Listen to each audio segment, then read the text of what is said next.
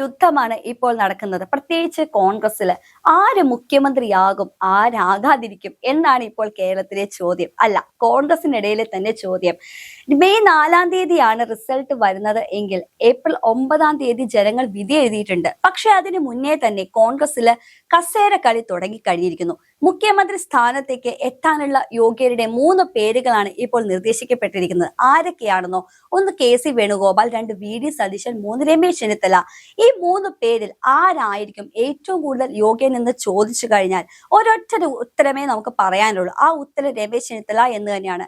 അതിന് കാരണവും ഉണ്ട്. കാരണം രമേശ് ചെന്നിത്തല എന്ന് പറയുന്നത് അറിവും രാഷ്ട്രീയ പരിചയ സമ്പത്തും ഉള്ള ഒരു വ്യക്തിയാണ്.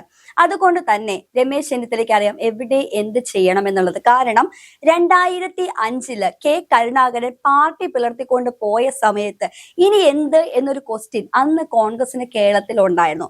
പാടെ തകർന്ന് തരിപ്പടമായ ഒരു സമയം രക്ഷകനായിട്ട് അവതരിക്കുന്നത് പോലെയാണ് അന്ന് സോണിയാഗാന്ധി രമേശ് ചെന്നിത്തലയെ കേരളത്തിലേക്ക് വിടുന്നത്.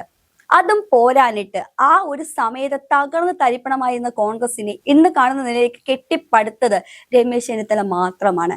അതുകൊണ്ട് തന്നെയാണ് എടുത്തു പറയുന്നത് രമേശ് ചെന്നിത്തലയ്ക്കാണ് മുഖ്യമന്ത്രിയാകാനുള്ള യോഗ്യതയുള്ളതെന്ന്. പക്ഷേ ഇതിനെല്ലാം വിസ്മരിച്ചുകൊണ്ട് ഇത്രയും നാള് കെ സുധാകരൻ രമേശ് ചെന്നിത്തലയുടെ പക്ഷത്തായിരുന്നു. പക്ഷേ കഴിഞ്ഞ ആഴ്ച കെ സുധാകരൻ കെ.സി. വേണുഗോപാലിനെ സപ്പോർട്ട് ചെയ്ത് ഫേസ്ബുക്കിൽ ഒരു പോസ്റ്റ് ഇട്ടിട്ടുണ്ടായിരുന്നു. അതിന്റെ കാരണവും അദ്ദേഹം വ്യക്തമാക്കുന്നത് ഇങ്ങനെയാണ്: രാഷ്ട്രീയത്തിലെ മുടിചൂടാ മന്നനാണ് കെ.സി. വേണുഗോപാൽ എന്നാണ് പറയുന്നത്. യഥാർത്ഥത്തിൽ കെ.സി. വേണുഗോപാലിനെ IICC പ്രസിഡന്റ് ആയിട്ട് നിയമിക്കാനുള്ള കാരണം തന്നെ ആരാണെന്നറിയാമോ? രാഹുൽ ഗാന്ധി അത് ആദ്യം അഭിപ്രായം ചോദിച്ചത് രമേശ് ചെന്നിത്തലയോടാണ്. എന്തുകൊണ്ടായിരിക്കും രാഹുൽ ഗാന്ധി രമേശ് ചെന്നിത്തലയുടെ അഭിപ്രായം ചോദിക്കുന്നത്? സ്വന്തമായിട്ട് തീരുമാനമെടുക്കാൻ കഴിവില്ലാത്തതുകൊണ്ടാണെന്നൊക്കെ നിങ്ങൾ തീരുമാനിക്കാം. പക്ഷെ അങ്ങനെയല്ല. അറിവും പരിചയ സമ്പത്തും രാഷ്ട്രീയത്തിലെ ഒരു പരിചയ സമ്പത്തും വെച്ച് നോക്കി കഴിഞ്ഞു കഴിഞ്ഞാൽ രമേശ് ചെന്നിത്തലയാണ് ഏറ്റവും സീനിയർ ആയിട്ടുള്ള ഒരു വ്യക്തി. അതുകൊണ്ട് തന്നെയാണ് രമേശ് ചെന്നിത്തലയെ റെസ്പെക്ട് ചെയ്തുകൊണ്ട് രമേശ് ചെന്നിത്തലയോട് അഭിപ്രായം ചോദിച്ചും എന്താണ് ഈ അടുത്ത സ്റ്റെപ്പ് എന്ന് ചോദിച്ചിട്ടുമാണ് ആ ഒരു പ്രസിഡന്റ് സ്ഥാനം, IICC പ്രസിഡന്റ് സ്ഥാനം ആർക്ക് കൊടുത്തത്? കെ.സി. വേണുഗോപാലിന് കൊടുത്തത്.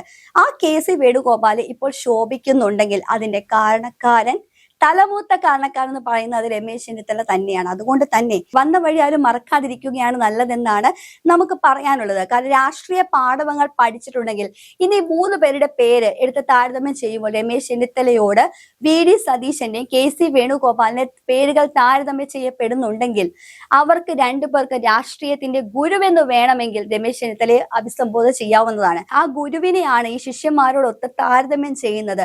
ഇന്നലെ കൊടുത്ത മഴയ്ക്ക് പൊന്തി വന്ന ചില ആളുകളാണ് ഇത് താരതമ്യം ചെയ്യുന്നതെന്നാണ് നമുക്ക് ഏറ്റവും കഷ്ടമെന്ന് പറയുന്നത്. കെ സുധാകരനാകട്ടെ ഇത്രയും നാൾ രമേശ് ചെന്നിത്തലയുടെ കൂടെ ആയിരുന്നു. കെ സുധാകരൻ പാർട്ടി വിട്ട് പോകുമെന്നൊരു ഘട്ടം തന്നെ വന്നിരുന്നു. കാരണം അധികാരമോഹം കെ സുധാകരനെ ബാധിച്ചിട്ടുണ്ടായിരുന്നു. കാരണം കെ സുധാകരൻ മത്സരിക്കണം എന്ന് പറഞ്ഞപ്പോൾ മത്സരിക്കാൻ സമ്മതിക്കില്ല എന്നൊരു വാദം ഉയർന്നു വന്നപ്പോൾ അദ്ദേഹം പാർട്ടിയുടെ വിട്ടുപോകുന്ന വക്കിലെത്തിയപ്പോൾ രമേശ് ചെന്നിത്തലയുടെ ഇടപെടലൊക്കെ കൊണ്ടാണ് തിരിച്ച് അദ്ദേഹം പാർട്ടിയിലേക്ക് വന്നത്. ഹൈക്കമാൻഡും ഇടപെട്ടിട്ട് മത്സരിക്കേണ്ട, ഞാൻ പാർട്ടിയിൽ പുറത്തു പോകില്ല, ഞാൻ പാർട്ടിയെ എതിർക്കില്ല എന്ന് പിന്നെയും തിരിച്ച് കെ സുധാകരൻ വരികയായിരുന്നു ചെയ്തത്.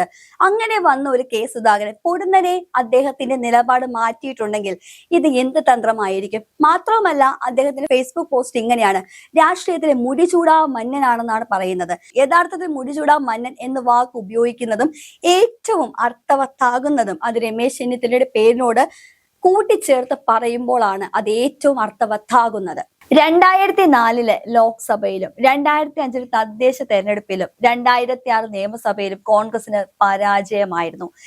എന്നിട്ട് 2011 നിയമസഭ പിടിച്ചെടുക്കുകയും നിയമസഭാ തെരഞ്ഞെടുപ്പിൽ കോൺഗ്രസിന് വൻ വിജയം നൽകുകയും അതിനുശേഷം ആ പിരിഞ്ഞു പോയ 2005 പാർട്ടി പിളർന്ന് കരുണാകരന്റെ ടീം പോയപ്പോൾ അവരെല്ലാം തിരിച്ച് പാർട്ടിയിലേക്ക് കൊണ്ടുവരികയും പഴയപോലെ കോൺഗ്രസിനെ ഒരു ശക്തമാക്കുകയും ചെയ്തിട്ട് KPCC പ്രസിഡന്റ് എന്ന സ്ഥാനം രാജിവെച്ച് അത് VM സുധീറിന് കൊടുത്തിട്ട് ആ ഒരു മന്ത്രിസഭയിലെ ഉമ്മൻചാണ്ടി സർക്കാരിന്റെ മന്ത്രിസഭയിലെ ആഭ്യന്തര മന്ത്രിയായിട്ട് സ്ഥാനം ഏറ്റെടുക്കുകയാണ് രമേശ് ചെന്നിത്തല ചെയ്തത്. അദ്ദേഹത്തിന്റെ ഭരണ പ്രവർത്തികൾ എന്ന് പറഞ്ഞാൽ എടുത്തു പറയുന്നത് ഓപ്പറേഷൻ കുബേരയാണ്. കുബേര നമ്മൾ കേട്ടിട്ടുണ്ടല്ലോ. പണമിടപാട്, അതായത് പലിശയ്ക്ക് കൊടുക്കുന്ന കൊള്ള പലിശക്കാരെ പൂട്ടുകയായിരുന്നു ഓപ്പറേഷൻ കുബേരയുടെ ലക്ഷ്യം. അത് സാക്ഷാത്കരിച്ചിട്ടുമുണ്ട്. മാത്രവുമല്ല 2011 അധികാരത്തിൽ കയറിയ ഉമ്മൻചാണ്ടി സർക്കാരിലെ പല മന്ത്രിസഭയിലെ പല മന്ത്രിമാരും, ഉദാഹരണം K Babu, K M Mani, ഇവരെല്ലാം ബാർക്കോഴയിൽ കുടുങ്ങിക്കഴിഞ്ഞപ്പോൾ അതേപോലെ ഉമ്മൻചാണ്ടി ഉൾപ്പെടെയുള്ള മുഖ്യമന്ത്രി, അതായത് 2011 മുഖ്യമന്ത്രിയായി ഉമ്മൻചാണ്ടി ഉൾപ്പെടെയുള്ളവർ സോളാർ കേസിൽ കുരുങ്ങിപ്പോയപ്പോഴും, അതേപോലെ KB ഗണേഷ് കുമാർ ഗാർഹിക പീഡനത്തിനും സ്ത്രീ പീഡനത്തിനും സ്ത്രീകളുമായിട്ടുള്ള ബന്ധത്തിലും സോളാർ കേസിലും പിടികൊടുത്തു കഴിഞ്ഞപ്പോഴും അപ്പോഴും തന്റെ പേരില് ഒരു അപവാദം പോലും ഉണ്ടാകാതെ കാത്തു സൂക്ഷിച്ച ഒരു വ്യക്തി കൂടിയായിരുന്നു രമേശ് ചെന്നിത്തല. അതുകൊണ്ട് തമിഴ്നാട്ടിലേക്ക് നമുക്ക് നോക്കുകയാണെങ്കിൽ അവിടെ വെറുപ്പിന്റെ രാഷ്ട്രീയമാണ്. പക്ഷേ കോൺഗ്രസ് എന്നും കാത്തു സൂക്ഷിക്കുന്ന വെറുപ്പിന്റെ രാഷ്ട്രീയമല്ല, സ്നേഹത്തിന്റെ രാഷ്ട്രീയമാണ്. അതുകൊണ്ടാണ് ഐക്യദാർഢ്യ മുന്നണി എന്ന് പറയുന്നത്. അപ്പോൾ ആ ഒരു ഐക്യം എപ്പോഴും കാത്തു സൂക്ഷിക്കുന്ന ഒരു വ്യക്തി തന്നെയാണ് രമേശ് ചെന്നിത്തല. VD സതീശനും KC വേണുഗോപാലും കെ സുധാകരൻ ആണെങ്കിൽ പോലും പലപ്പോഴും ഒരു അഗ്രസീവ് പൊളിറ്റിക്സ് ആണ് നമ്മൾ കണ്ടുവന്നിട്ടുള്ളത്. പക്ഷേ രമേശ് ചെന്നിത്തല എപ്പോഴും ഒരേ സ്വഭാവമാണ്. അതായത് പ്രത്യേകിച്ച് പറഞ്ഞു കഴിഞ്ഞാൽ സൗമ്യനാണ്, അഗ്രസീവ് പൊളിറ്റിക്സ് അല്ല. അതുകൊണ്ട് തന്നെ ഏറ്റവും കൂടുതൽ 2005 തളർന്നിരുന്ന കോൺഗ്രസിനെ കൈപിടിച്ച് ഉയർത്തിയിട്ടുണ്ടെങ്കിൽ ഇപ്പോഴും 10 വർഷമായി അധികാരം ലഭിക്കാതിരിക്കുന്ന, അതായത് ഈ ഖജനാവിൽ പൂച്ച പെറ്റ് കിടക്കുന്നത് പരോക്ഷമായിട്ട് ഖജനാവിനെ അപഹസിക്കുമ്പോൾ ഈ ഒരു സ്ഥാനത്ത്, അതായത് UDF അധികാരത്തിൽ കയറി കഴിഞ്ഞാൽ ഏറ്റവും കൂടുതൽ മുഖ്യമന്ത്രിയാകാനുള്ള യോഗ്യൻ തന്നെ രമേശ് ചെന്നിത്തല ആയിരിക്കും. കാരണം അദ്ദേഹത്തിനാണ് കര പിടിച്ച് കയറ്റാൻ കഴിയുകയുള്ളൂ.